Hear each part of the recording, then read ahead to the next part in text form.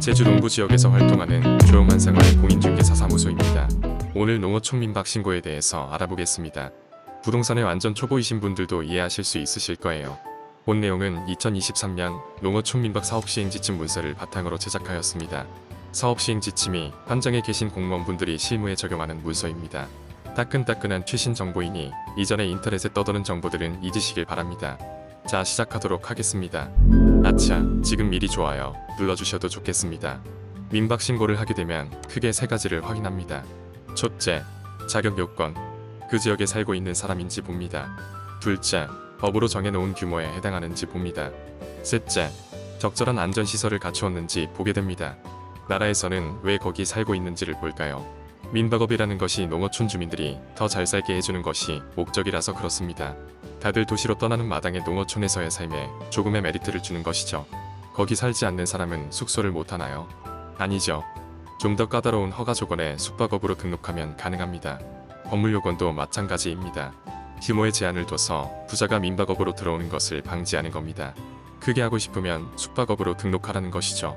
안전시설은 당연히 나라로서는 봐야 할 부분이라고 보여집니다. 다만 수년 전 강릉 펜션 사고와 같은 일들이 발생하면서 갖춰야 할 것들이 다소 늘어나고 있는 모습입니다. 구체적으로 하나씩 살펴보도록 하겠습니다. 별거 없습니다. 주거동 6개월 70평 그리고 정화조만 기억하면 됩니다. 거기 살고 있는 사람인지는 나라에서 전입신고를 보고 판단합니다. 꼭 민박할 집에 전입신고가 돼야 하는 건 아니고요. 해당 지역이면 됩니다. 제주도의 경우에는 오픈하게 될 집 근처도 아니고 그냥 제주도면 됩니다. 다만 민박을 오픈하게 되면 그 집으로 다시 전입이 이루어져야 합니다. 거주하면서 민박을 한다라는 대전제가 만족되어야 하기 때문이죠. 그리고 내 소유의 집에서 민박을 한다면 신고 6개월 전에는 해당 지역으로 전입이 되어 있어야 합니다. 이게 참 귀찮은 조건입니다. 수년 전 민박이 난입하게 되면서 진짜 살고 있는 사람인지를 까다롭게 보기 시작한 것인데요. 이 때문에 주택 매매를 하면서 잔금을 6개월 후에 치르는 모습도 종종 생기게 됩니다. 계약금은 10이 아닌 20%를 주면서 해당 집으로 미리 전입신고를 부탁하는 형태이고요. 계약금을 많이 받기 때문에 대부분의 매도자분들은 전입신고를 허락하게 됩니다. 생각해보면 바로 인도받고 몇 달 쉬면서 오픈하기 전까지 적응하는 시간을 갖는 것도 좋을 것 같은데 그게 스스로 잘 허락되지 않나 봅니다. 그리고 6개월이 안 되더라도 바로 영업을 이어가는 꼼수가 있기도 한데요. 여기서 언급하는 것은 적절치 않겠죠. 임차에서 민박을 할 경우에는 훨씬 까다롭습니다.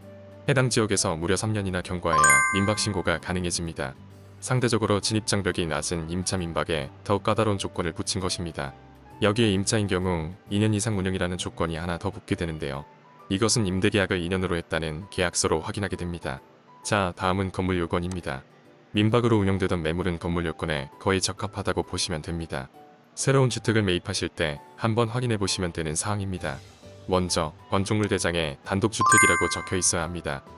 대부분 단독주택입니다. 다가구 주택이라고 적힌 것도 있는데요. 다가구 주택도 단독주택에 들어갑니다. 그리고 상가주택이 가능하다는 문구가 있는데요. 1층에서 식당을 2층에서 민박집을 하는 형태가 가능하도록 문서화해 놓은 것입니다. 여기서 주택면적이 상가면적보다 커야 한다는 단서 조항이 있기도 합니다. 크기가 중요합니다. 연면적 약 70평 미만만 가능합니다. 이 이상이 넘어가면 민박 신고는 불가능합니다. 살펴봐야 할 것이 이 70평이라는 크기는 그 집안 안에 있는 모든 건물들을 포함한 면적입니다. 대표적으로 창고가 있죠. 외부 창고의 크기도 면적 안에 포함시켜야 한다는 것입니다. 초보분들을 위해 덧붙이자면 3층 건물이라면 1층 면적, 2층 면적, 3층 면적을 모두 합하여 이 70평 안에 들어가야 합니다. 자, 이게 참 이슈였죠. 불과 몇 년 전에는 이어진 건물이어야 한다는 조건이 있었습니다. 그래서 건물 사이에 가짜 지붕을 설치해 증축 신고를 하고 민박을 하시는 분들도 계셨고 건물이 이동이라면 각각 2개의 민박 신고를 해서 운영하시는 분들도 계셨습니다. 그치만 주거동과 객실동을 따로 두고자 하는 현장의 목소리가 반영되어 지금은 가능하게 된 것입니다. 이 점은 담당 공무원도 잘 모르는 경우가 간혹 있습니다. 옮겨 다니는 경우가 많아서 담당하게 된 지 얼마 안 된 경우에 그럴 수 있는데요. 혹시 안 된다고 한다면 여시행 지침 문서를 보여주면 민망해하면서 진행시켜 줄 거라 생각됩니다. 이쯤에서 아직도 좋아요 안 누르신 분 계시나요? 섭섭합니다. 여기서 짚고 넘어가는 것이 맞습니다. 오수 처리 시설인데요. 모든 집에는 정화조가 설치되어 있습니다.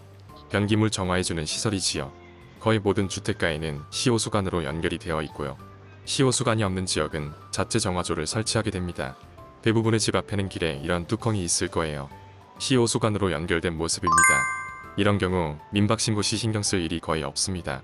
용량이 어쩌고 그런다 해도 몇천원 내라는 이야기일 테니 오케이라 보겠습니다.